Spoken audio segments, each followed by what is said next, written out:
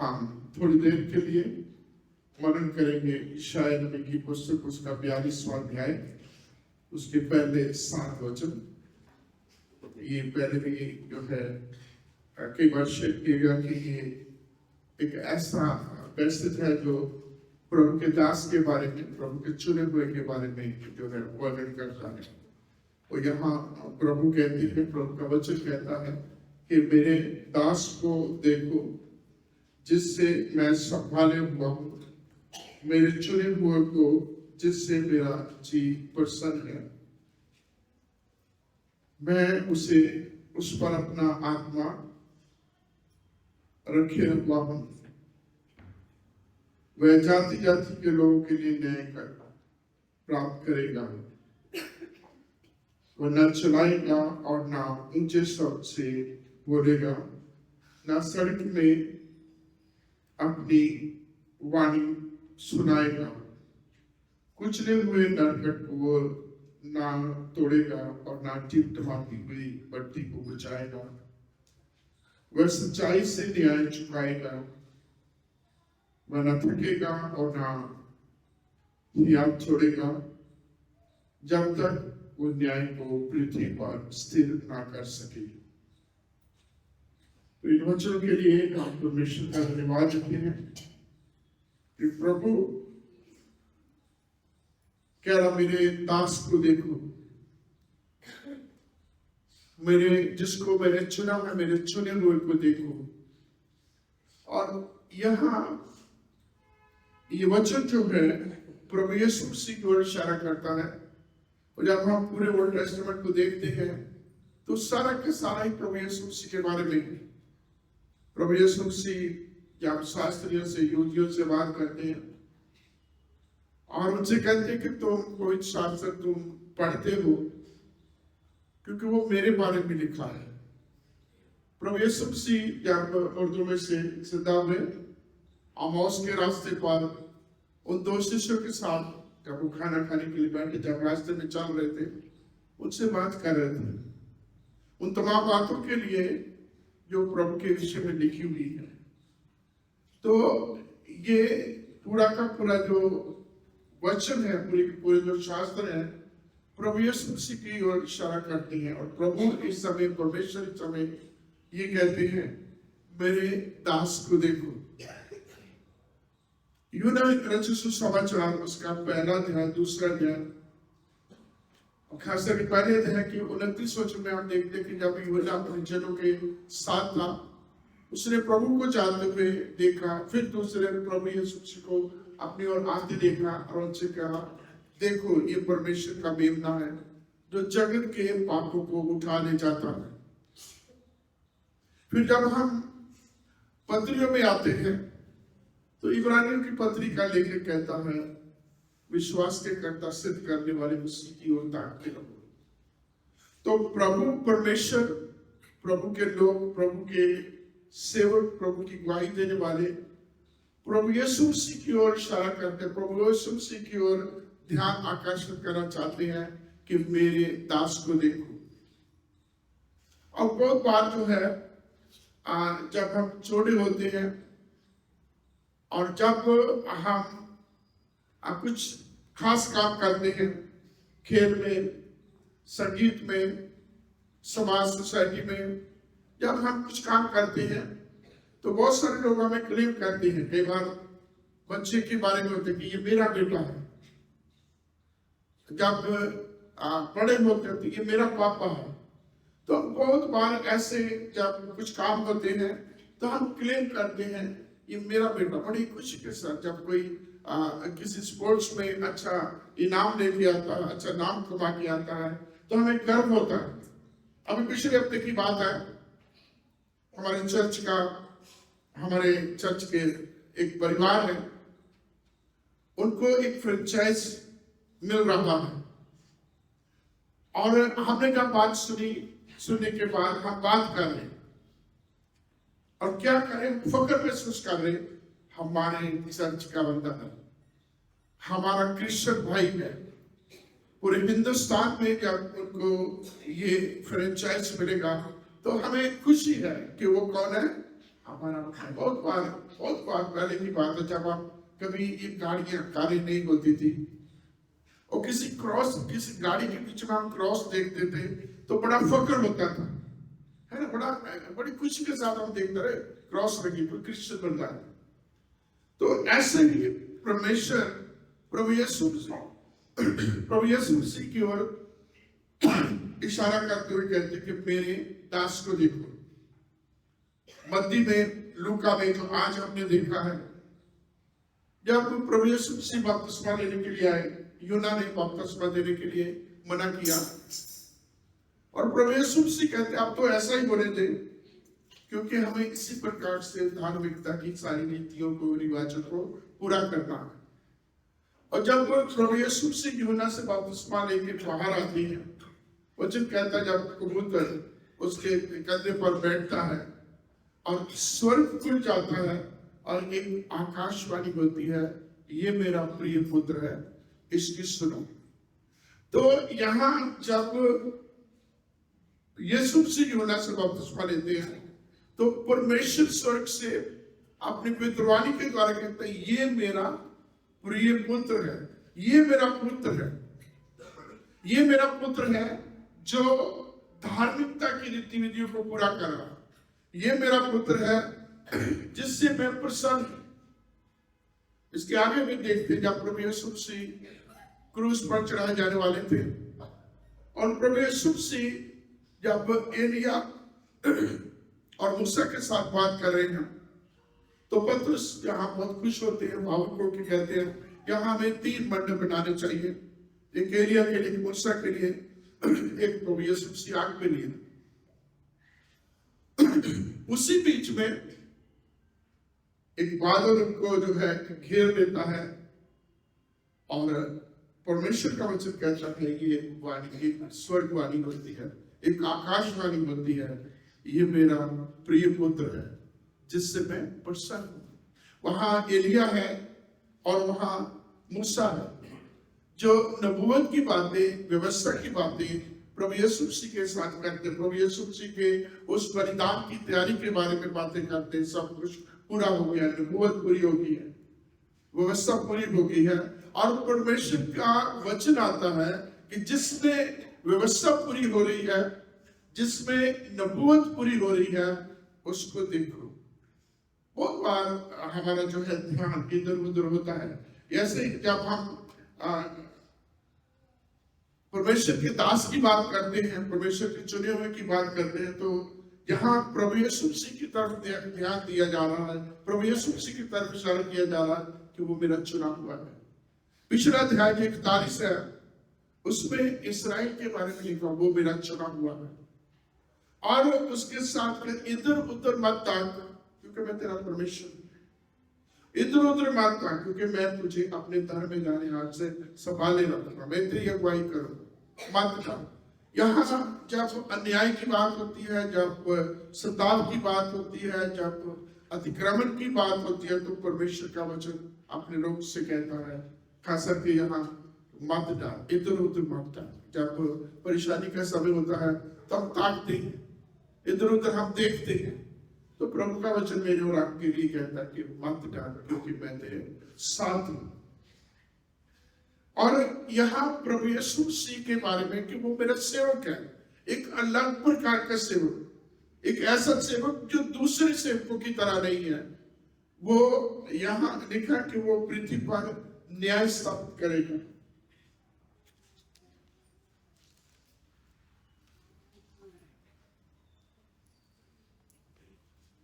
वो मेरा चुना हुआ है और मैंने अपना आत्मा उस पर रखा हुआ है। वो जाति जाति के लिए न्याय प्रकट करेगा। वो ना चिल्लाएगा और ना ऊंचे शब्द से बोलेगा, ना सड़क पर अपनी वाणी सुनाएगा, कुचले हुए नारकट को वो ना तोड़ेगा और ना टिमटिमाती बत्ती को वो बुझाएगा। वो सच्चाई से न्याय चुकाएगा, वो न थकेगा और न हियाव छोड़ेगा जब तक वो पृथ्वी पर न्याय स्थिर ना कर सके।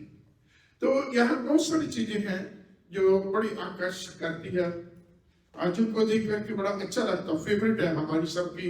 इनमें से कई वचन और मैं जब इसको देखता हूं कि वो टिमटिमाती बत्ती को वो बुझने नहीं देगा, जहां वो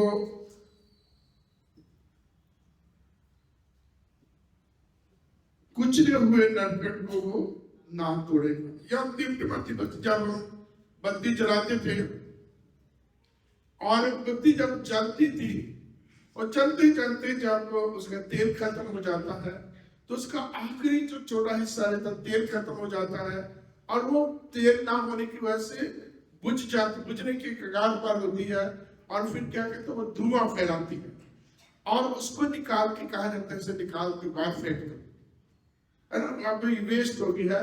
और जब वो खत्म होने वाली होती है उसे बाहर फेंक दिया जाता है। और प्रभु के वचन में कि वो उसमें बल्कि उसको निकालेगा नहीं, बल्कि उसको तेल डाल, वो टिमटिमाती बत्ती, बुझती हुई बत्ती को जो बिल्कुल कमजोरी पर भी आ गई है उसको भी बुझने नहीं देगा, उसको भी सामर्थ्य देगा, उसमें भी तेल डालेगा ताकि वो पहले की तरह फिर से अपना कार्य करने शुरू करेंगे। तो पहले चीज वो टिमटिमाती बत्ती को बुझने देगा और फिर वो पृथ्वी पर न्याय सिद्ध करेगा। आप न्याय को देखते हैं, ये जो न्याय की स्थिरता की बात है, न्याय को स्थापित करने की बात है, ये वो न्याय नहीं है, वो मुंह देखी बातों की बात नहीं है, वो सच्चाई के साथ धार्मिकता के साथ जो है पृथ्वी के लोगों का न्याय करेगा।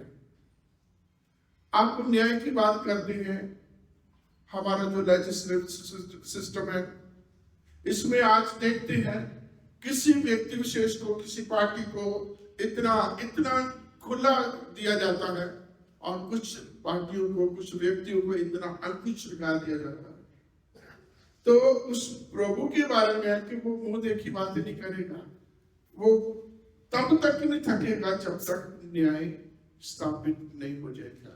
और इसलिए प्रभु कहता है मेरे दास को, मेरे चुने हुए को देखो, और यूहन्ना कहता है उस मेमने को देखो जो जगत के पापों को उठा के ले जाता है।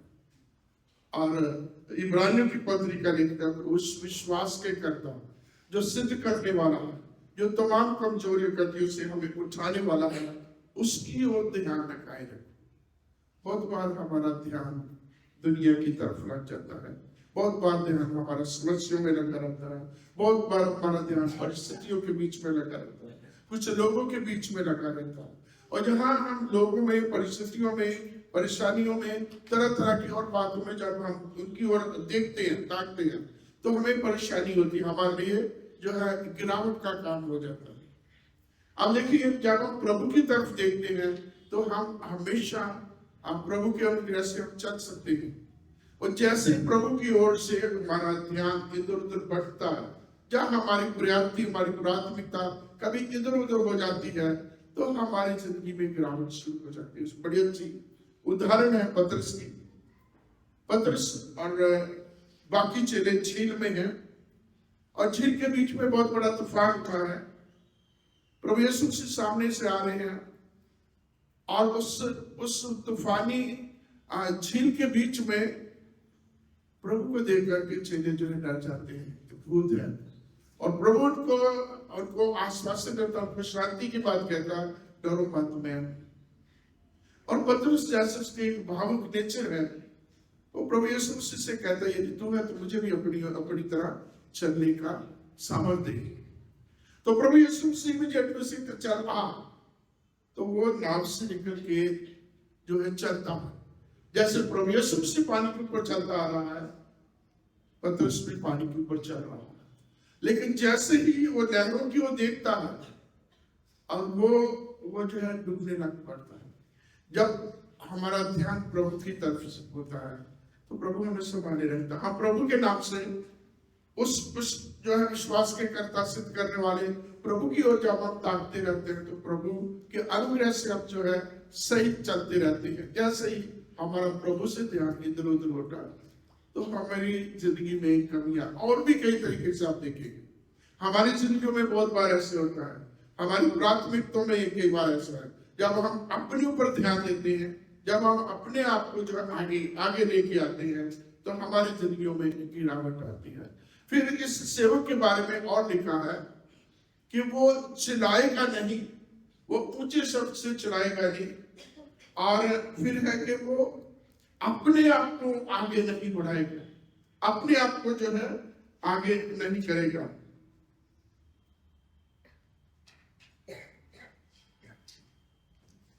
अपने आप को आगे नहीं करेगा।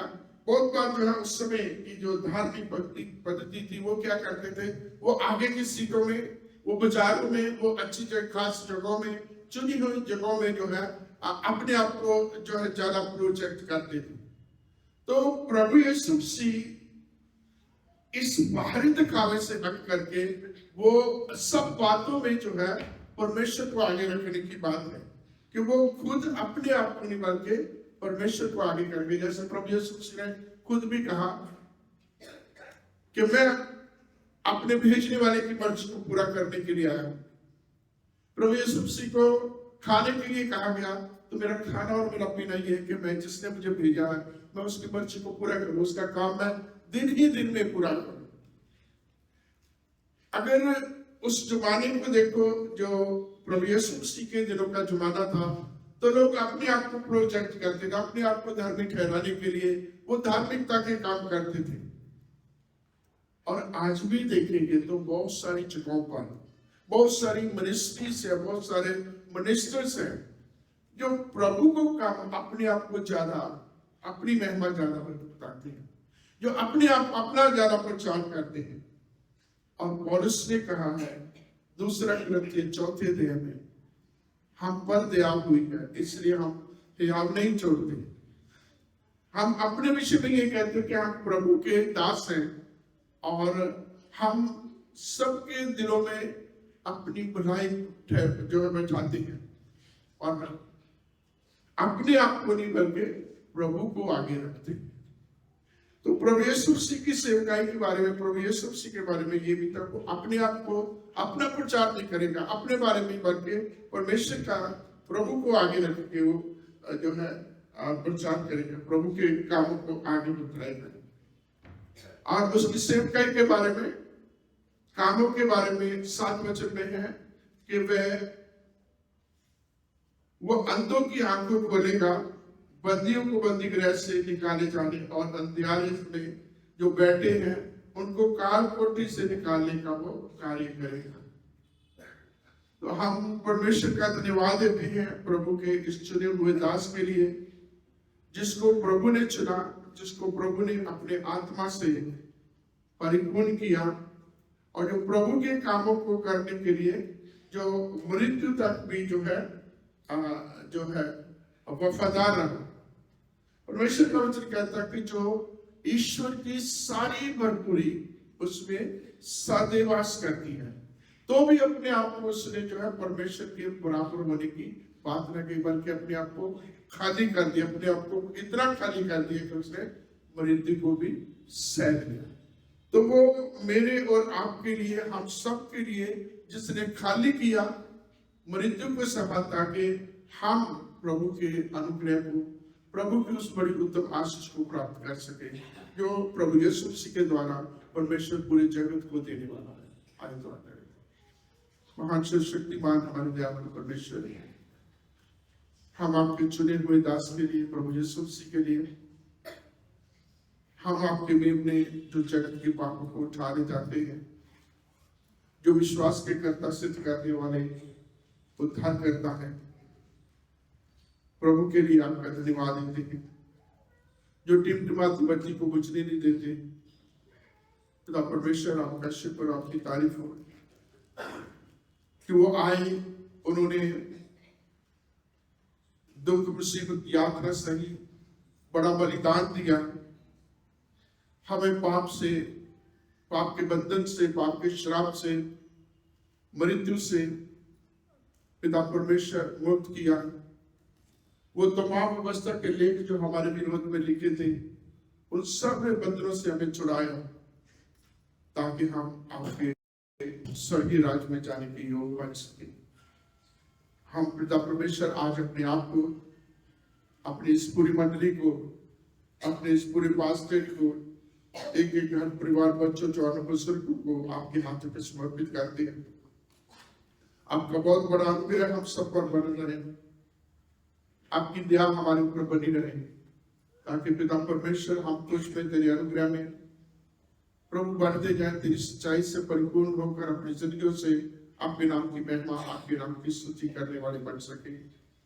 आप हमारी कमजोरी, दुर्बलता, ज्ञानता को आप जानते हैं, और आपसे विनती करते हैं कि आप अपने अनुग्रह से हम सब की तमाम कमजोरियों को दूर करें और हमें अपने योग पात्र होने की बरकत और आशीष से इस प्रार्थना को सुने हमारे प्रभु और उद्धारकर्ता मसीह यीशु के नाम से, आमीन।